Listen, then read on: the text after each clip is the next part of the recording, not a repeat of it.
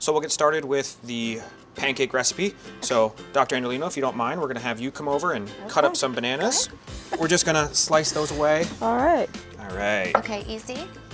And then in a mixing bowl, we're just gonna take dry ingredients, and we're just gonna mix these dry ingredients together. So most people, when they think oatmeal, they think traditional oatmeal, you know, like a porridge style, like a cereal.